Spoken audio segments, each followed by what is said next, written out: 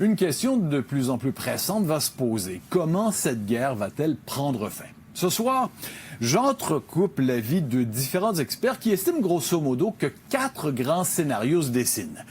Comme les bombardements se poursuivent et que l'issue des opérations israélo-américaines n'est pas encore scellée, je ne vais pas placer ces scénarios selon la possibilité qu'ils se réalisent, mais plutôt selon la stabilité qu'ils apporteraient au Moyen-Orient, du plus ordonné au plus chaotique. Du coup, le scénario idéal serait celui de la transition rapide, le rêve du président Trump et du gouvernement israélien.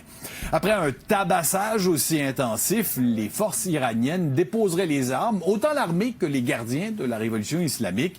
Les différentes forces d'opposition couplées à des leaders modérés du régime déchu formeraient un gouvernement intérimaire et annonceraient la tenue d'élections.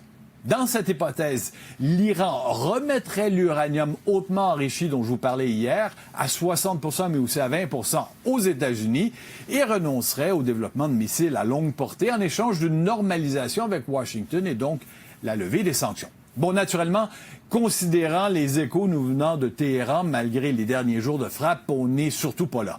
Par ailleurs, les analystes se montrent sceptiques parce que de telles transitions démocratiques issues de bombardements étrangers sont rarissimes. Puis on imagine mal une capitulation pure et simple des gardiens de la Révolution dont on ne donne pas cher de la peau au sein d'une population qui voudra immanquablement se venger après des décennies de répression. Le deuxième scénario, je l'évoque souvent, c'est ce que j'appellerais le modèle Maduro. Un changement à la tête du régime, mais pas un changement de régime.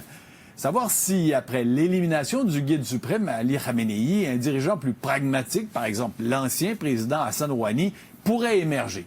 Ce nouveau leadership, à l'image de ce qu'on a connu au Venezuela, négocierait avec Washington, que ce soit l'abandon ou le gel du programme nucléaire, des concessions pétrolières, ce dont Donald Trump, vous pouvez en être assuré, va se vanter, une limitation du nombre et de la portée des missiles aussi. En échange, le régime resterait en place. La répression interne continuerait probablement, peut-être un peu moins farouche, mais la guerre prendrait fin rapidement. La stabilité serait assurée, mais sur le dos des Iraniens, à voir s'ils accepteraient un tel compromis. Troisième scénario, et c'est là que le chaos s'installe, et si le régime islamique tenait le coup.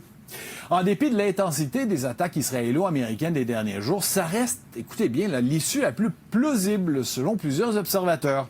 Le pouvoir se replie, se carapace, choisit un nouveau guide suprême proche de la ligne dure et attend que l'orage passe.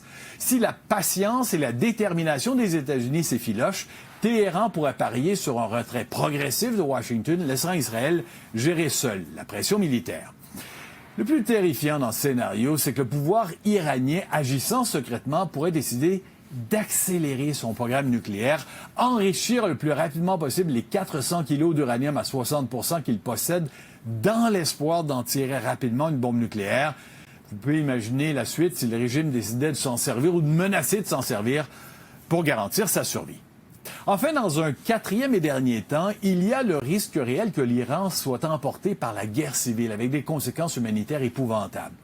Déjà, il y a ces informations qui circulent comme quoi la CIA serait en train d'armer des membres de la minorité kurde afin qu'elle se soulève contre Téhéran. On peut concevoir qu'après des semaines de frappes, on commencera à enregistrer des défections militaires, des soulèvements populaires ici et là, et puis des revendications séparatistes, les Kurdes par exemple, mais aussi les Baloutches qui se manifestent de temps à autre. On se mettrait à s'entretuer à travers le pays avec le contrôle des matières nucléaires comme éventuel enjeu.